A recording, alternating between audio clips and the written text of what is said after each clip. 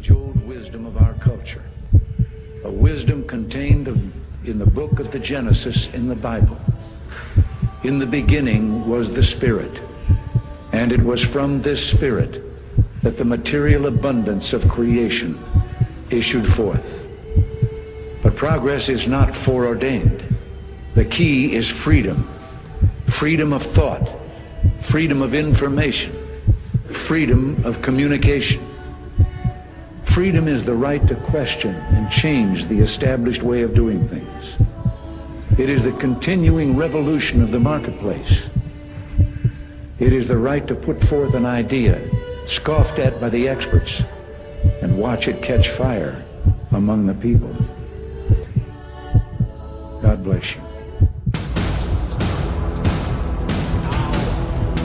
We are the masters of our fate. That the task which has been set us is not above our strength. That its pangs and toils are not beyond our endurance. As long as we have faith in our cause and an unconquerable willpower, salvation will not be denied us.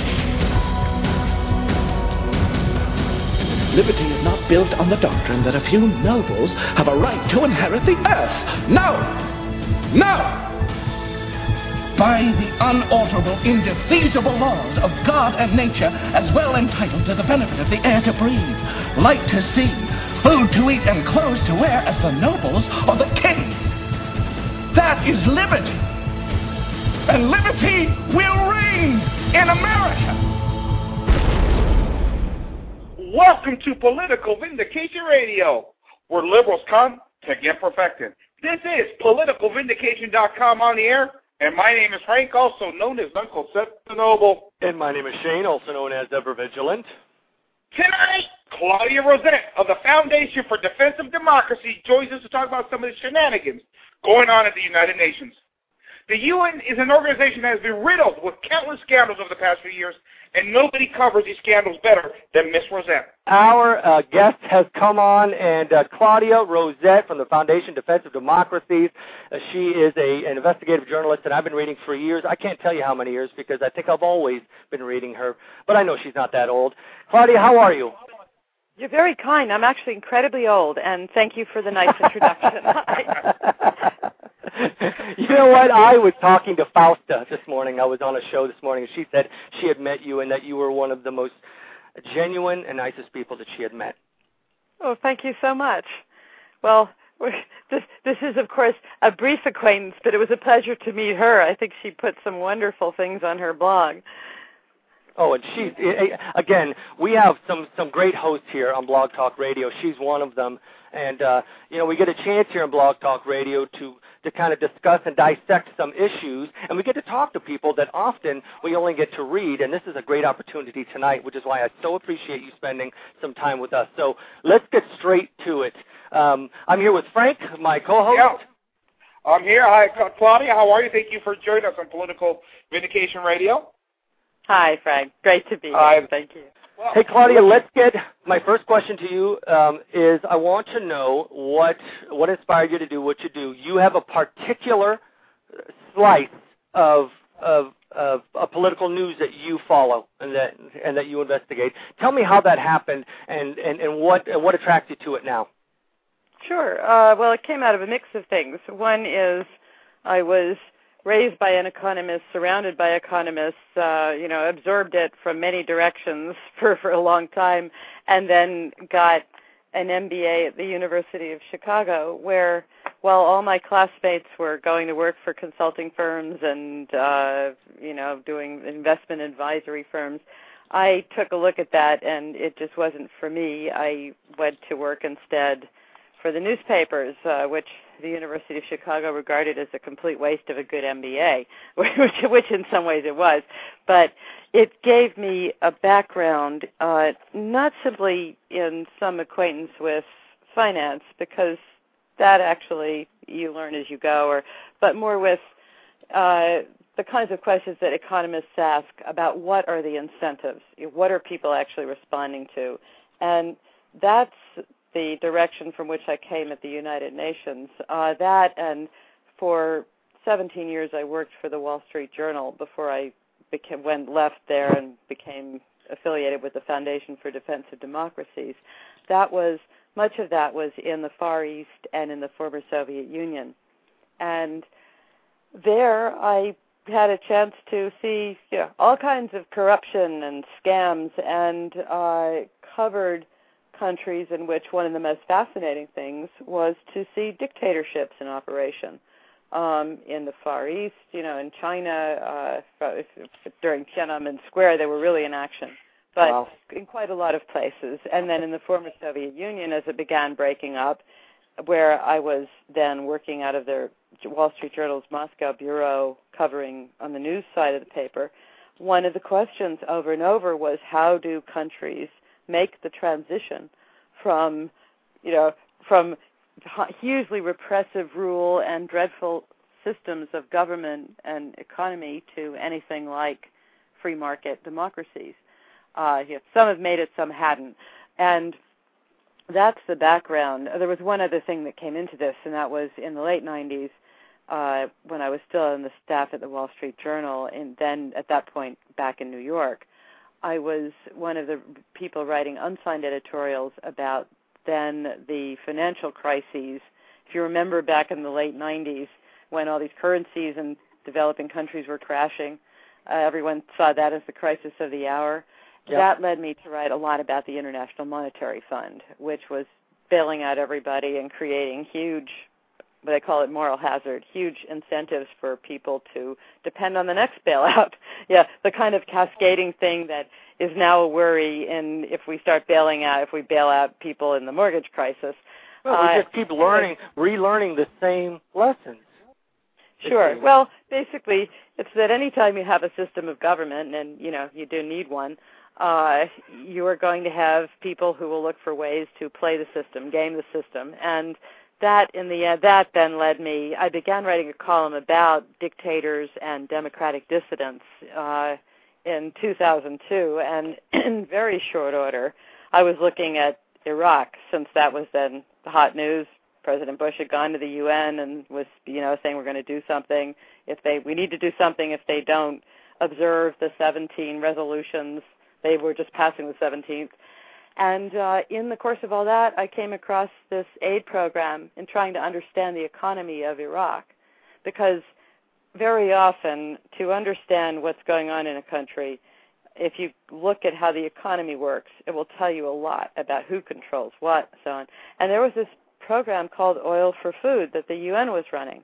Mm-hmm. And I began trying to figure out how it worked, which is what you would routinely do with a large aid program, if you're looking, if it seems to be important.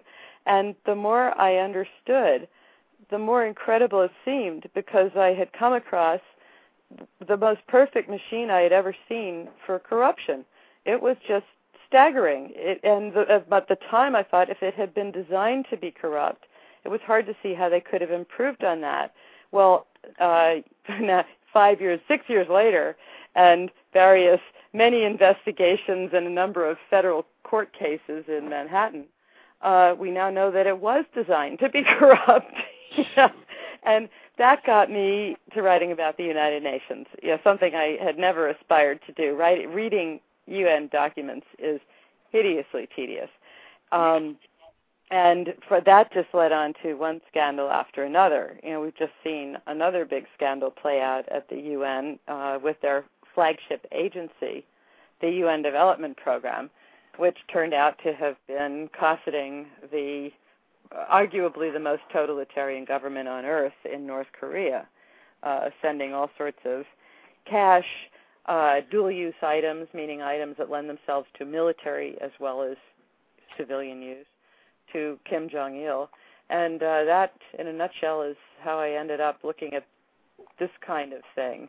My interests are sort of range much further afield, and I expect to follow some of them in fairly short order.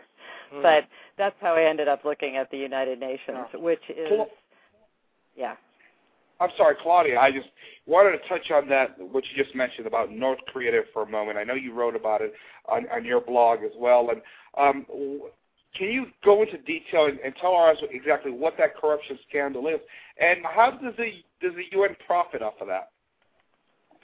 What the scandal is sort of a many-layered scandal, but basically it is that the United Nations, which began as sort of a talking shop, a place where the countries of the world could sit down and air their differences and argue and arrive at, decide things and try to protect the peace that followed World War II, has grown into this enormous operation full of plans, proposals, agencies, departments, offices around the world that are supposed to help with things like development, trade, and a great deal of it ends up becoming pretty corrupt. The problem being that there are two basic problems. The biggest problem is the UN has diplomatic immunity, so it's not in any normal way answerable to any one normal system of law. And who actually runs it? It's a committee of 100, I forget whether Montenegro is in it, 192, 193 states, more than 190 member states. And even the sort of relatively powerful Security Council is still 15 states. And these are not all states that have at heart the interests of the democratic world. The Security Council in the Permanent Five, which has the power of veto over anything it tries to do, includes Russia, China. Among the rotating seats, 10 seats on the Security Council at the moment, we have Libya, among others. Wow. These are not countries that make great decisions. The General Assembly was quite some time ago captured by despotic governments that have a very powerful voting bloc there, which sort of includes the Organization of the Islamic Conference, China, Cuba, Venezuela. And so part of the problem is you have basically, it's sort of this is what the mafia dreams of having, okay? There's no real legal accountability. Able to transfer things across borders with diplomatic immunity. And unlike, say, our own government, which has a pretty lively press corps that's all the time sort of biting at its heels and dragging things out into the daylight, there is no single there's no single group in the media that answers to one constituency that's interested in the UN. We hear a lot about what the UN does relative to the United States, but there's no serious press watchdog function going on in places where the UN has an enormous presence, such as Nairobi or Geneva or Vienna. We just don't hear much about that because nobody's really covering it in any big way. And I think there's a danger too, Claudia, when here in America we so dismiss the United Nations that we don't think that it can, that we don't ponder for a moment the effect that it can have. Yeah, and so we don't pay attention to it. That's right. I'm working around the thinking, what you don't know about the United Nations can kill you. Oh, it can certainly quite possibly impair your liberties. It can meddle with your life, and by the time it's gotten there, like those invaders from space, it's too late. Things have already been taken over. And let's see, I've gone off into something where you asked me what was the North Korea scandal. I'm trying to give you the background for this. The exact scandal involved one of the many agencies in the UN alphabet soup. There are a lot of UN agencies at this point, but there's one that Kofi Annan brought to pride of place called the UN Development Program. And they were sort of on the ropes when Kofi Annan arrived at the head of was promoted to be head of the UN in 1996. He greatly restored them with, he brought in a fellow named Mark Malloch Brown, about whom there's much to say, who then spent his time trashing John Bolton and interfering in American politics and is now working in Gordon Brown's government in England and has become Lord Brown, whatever he is. But the UNDP goes into countries and partners with their governments. The idea being, if you just send aid, the effect doesn't stay. If you go in and you teach them how to do things, then it stays. Well, the problem is the governments that they partner with are, in some cases, extremely bad governments, and they have their own purposes in cooperating or collaborating with this UN Development Program, the UNDP, the flagship agency of the UN. And there has been story after story emerging in recent years where the UNDP has, in order to get a government to cooperate or collaborate, has had to compromise all sorts of principles that outrage common sense, that run counter to democratic principles. And one of the places where this came to light was North Korea, where they had a substantial office. They handle payments that some of the other UN agencies aren't equipped to handle. They're sort of the lead outfit. They represent the Secretary General in countries where there's no direct representative on the ground. Note, the implication there is that the Secretary General has become sort of the new emperor of this neo-colonial sort of entity that is the UN. The idea originally was send representatives to the UN. These days, the UN sends representatives to other countries, okay? And in North Korea, they did a whole series of projects which were all, the UN is very secretive, very hard to get any details on this, impossible at the time to see anything about how they were actually concretely spending money. And what it turned out they were doing was funneling millions worth of resources, and in some cases millions in hard currency, dollars, euros, to the government of Kim Jong-il, even as he was presiding over the starvation of an estimated 1 to 2 million North Koreans in the late 90s due to bad government, not to weather. South Korea is right next door. They had pretty much the same weather. They became one of the biggest economies on the planet. In North Korea, people were starving to the extent that their bodies were being stacked up. This is an account I have from an eyewitness to this, like cordwood at the train stations. Okay. Meanwhile, money's flowing in through the UN Development Program, and it includes, along with food aid, much of which was diverted to Kim's military. It includes the projects like biodiversity on North Korea's Mount Myohang. While people are starving to death, they're concerned about the ecoculture. And it went on to things like funding projects for instance, disarmament negotiations, in which it consisted of educating North Korea's arms negotiators. Now remember, North Korea during this time is cheating on a nuclear freeze deal. It's secretly enriching uranium. It's working toward that bomb test that they had in 2006. It's illicitly testing an intercontinental ballistic missile in 2006. It's selling missiles to the Middle East. That's what the government is doing, has the resources to do.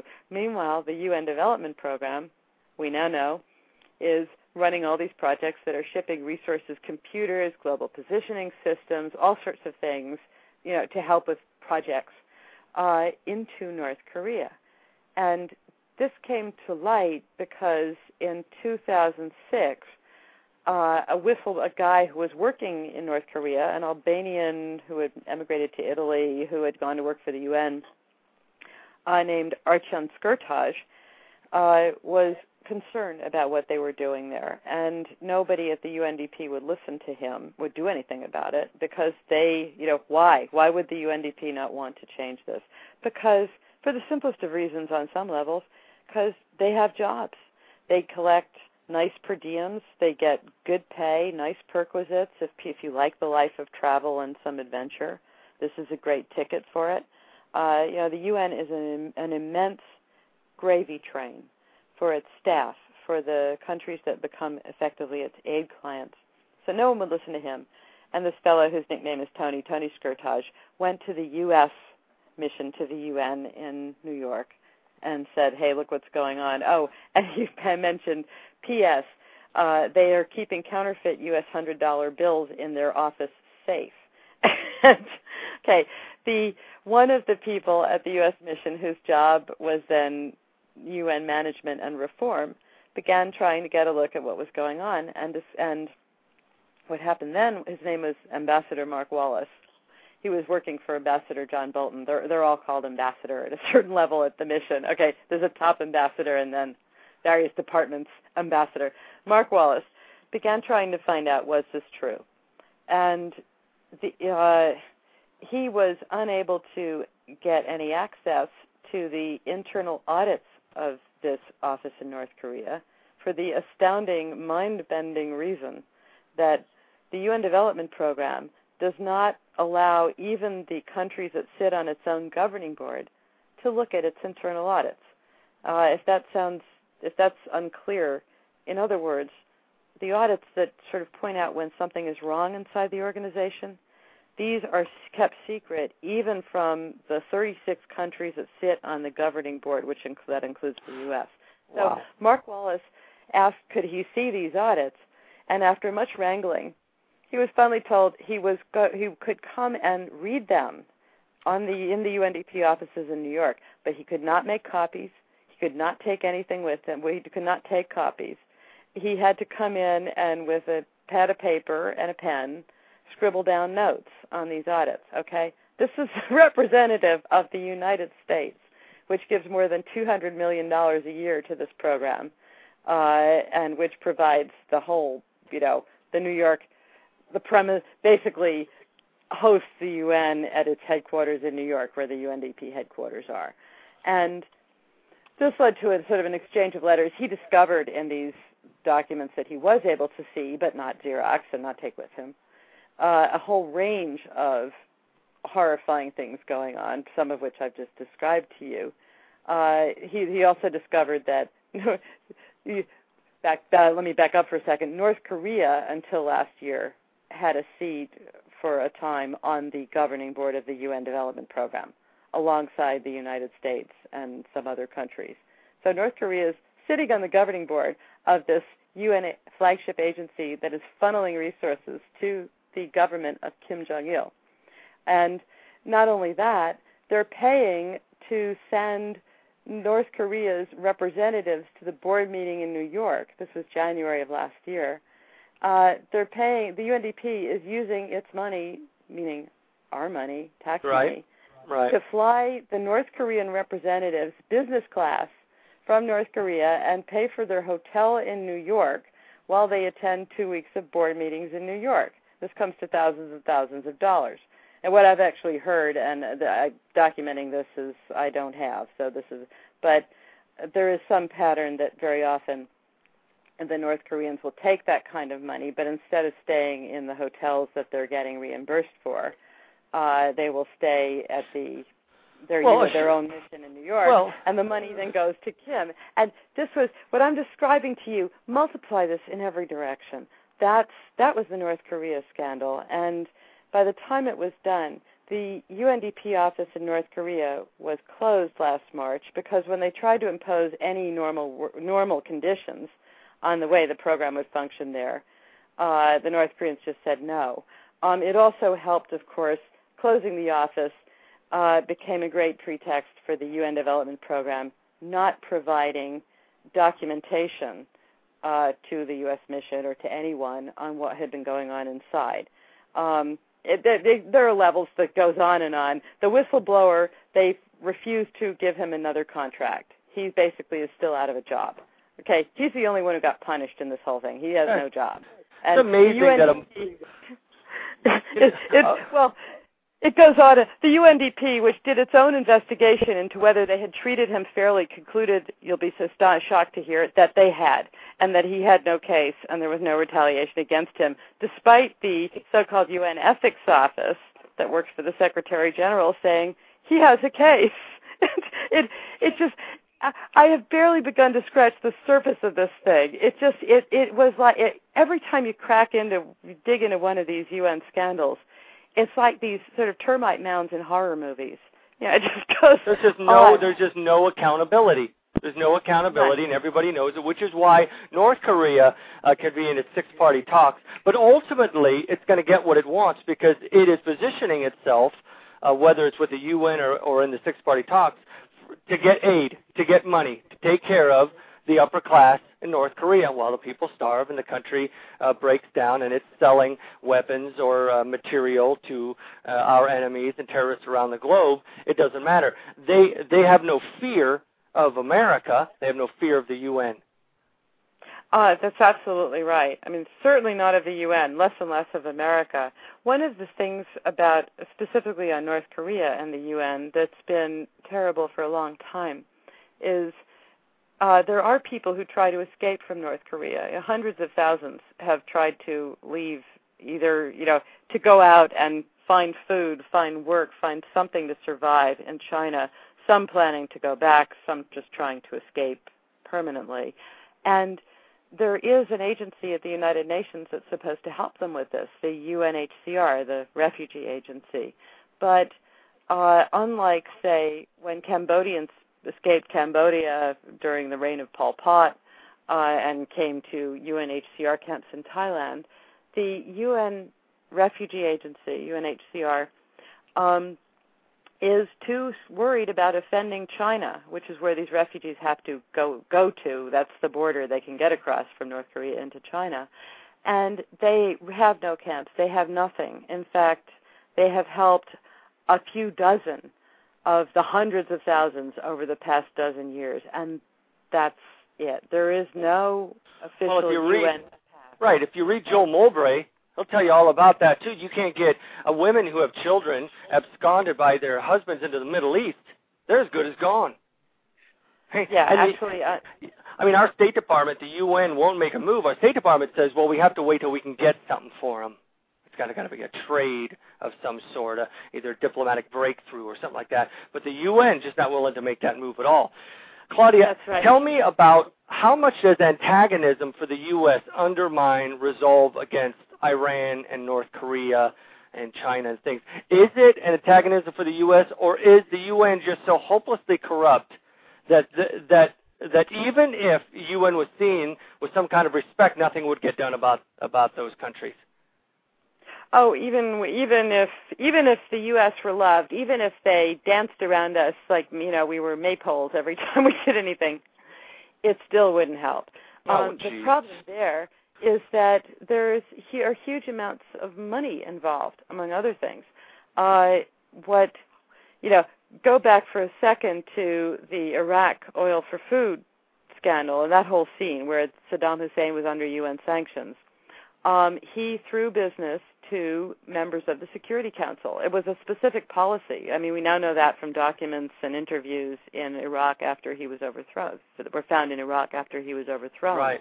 He targeted France, Russia, and China to make sure that they got all sorts of favors and goods. And remember, when you bribe somebody, they have then the ability to blackmail you as well.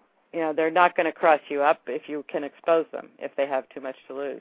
Well, Iran, it's the same kind of scene. Iran is doing big energy deals with China, does business with Russia, does business with a lot of places, actually. They have oil money to spend, and they're not busy making better lives for the people of Iran.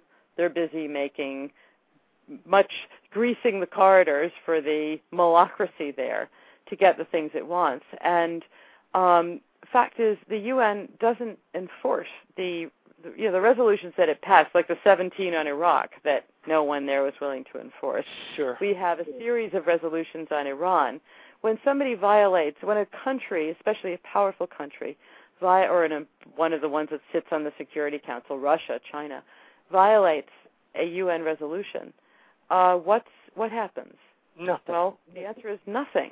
There's no court they get dragged into. The big answer is nothing. So actually, at some level, sanctions amount to mainly a punishment at some level on the countries that actually try to respect the UN resolutions, which would be what? The democratic states where the politicians are accountable to their own voters and people, and where when America signs on to something, there's some pressure domestically to live up to it or be called to account over it. When Russia signs on to it, the oil for food scandal in Iraq reached right up to the Kremlin. Not a single politician or anybody there was ever called to account. In the U.S., there were a series of federal prosecutions and convictions. In fact, that 100% conviction or guilty plea rate here.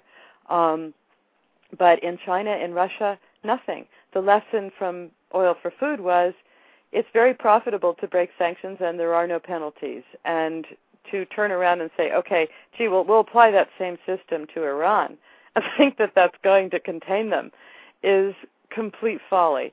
It's absolutely hopeless. It will not work. Claudia, who is the most dangerous country in the world right now? Iran. It is? Iran is the most dangerous country, you believe? Sure. Yeah, I think so. You can make longer term arguments. Potentially, China's getting to where it could be extremely dangerous. Potentially, Russia, of course, has still has those nuclear missiles, right? Right. If they wanted to make real trouble, but of these sort of immediate dangers and places where we could do something, we have a window still, and we're just not acting. Iran. You could argue Syria is also a very, very, very big concern because, well, actually, there's a lot of contenders. Let's ask the question of how. Saudi Arabia is immensely dangerous in that it has loads of money and it continues to pour into Wahhabi madrasas where the lesson is kill anyone who's not, that sure. The rest of the world does not convert or kill them. Okay, they're dangerous. Syria is dangerous. Look at the reactor the Israelis destroyed last year. We don't know what else is there.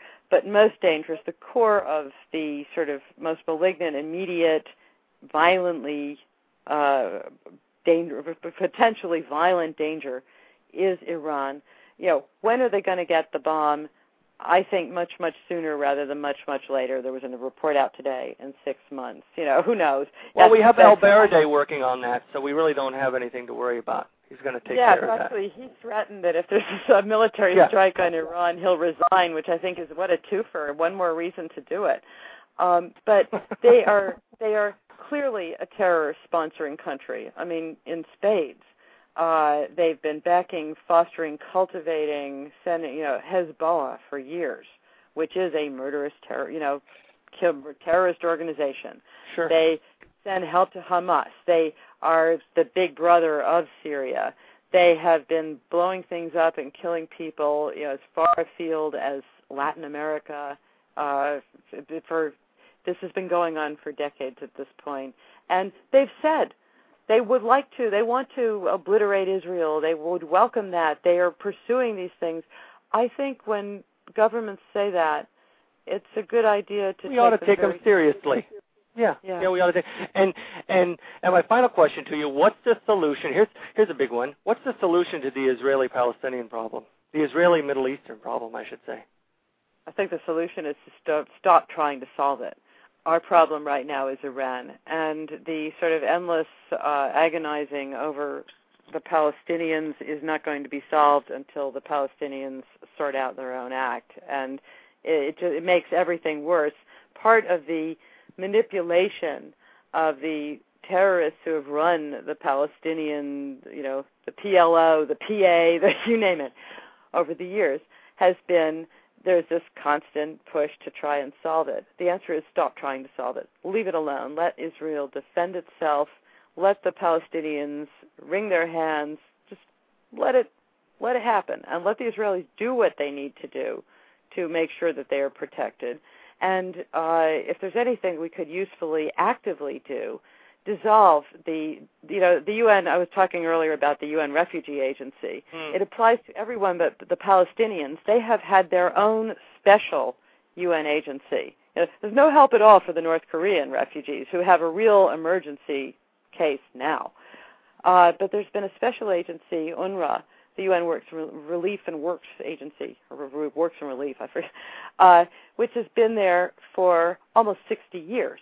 And it just cultivates the idea that they are sort of this entitled, chronic refugee population. It does no favor to the Palestinians.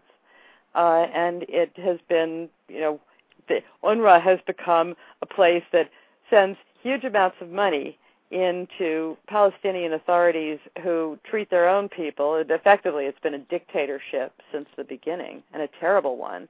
you know, you don't see the pictures when they string up people they accuse of being collaborators, but they were killing each other last year when Hamas took over Gaza. So basically, stop sending in aid that helps the people who rule them, and stop trying to solve it. And if anything, take it away as a sort of special turf franchise at the UN, which it is.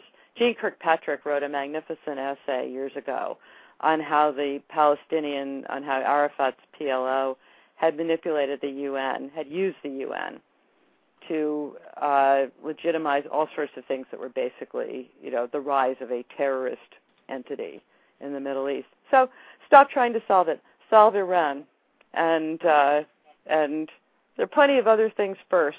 And if they're solved, how's that truce going over there? I heard there were 4 people killed yesterday. Yeah, exactly. What a farce. I mean, that's actually that is an invitation to serious, much larger scale war. It's a rearm, exactly. Yeah. You know, it's just amazing. Thank you so much for your time, Claudia. I so appreciate you and what you do, and you allow a whole lot of us who get to concentrate on a lot of things to come to somebody who understands it in great detail. You're a great resource, and I appreciate you coming on Political Vindication Radio. Pleasure talking with you, and to you and everyone who's listening in. Have a great night. Awesome. Thank you, Claudia. That's Claudia Rosett. You'll find her at the Foundation for the Defense of Democracies. You can just punch in Claudia Rosett and Google her, and you're going to find her all over the place. She is a gem. What a great resource of information on the Middle East, on the UN in particular. God bless America.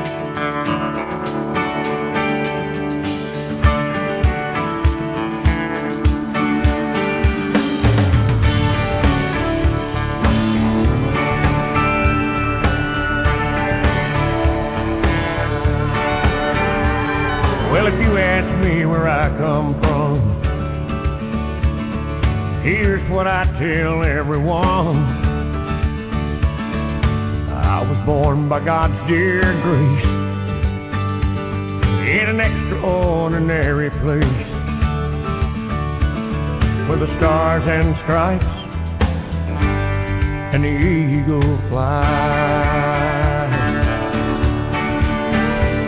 It's a big old land with countless dreams, and happiness ain't out of reach.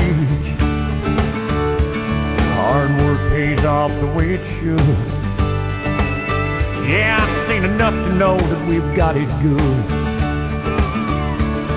where the stars and stripes and the eagle fly.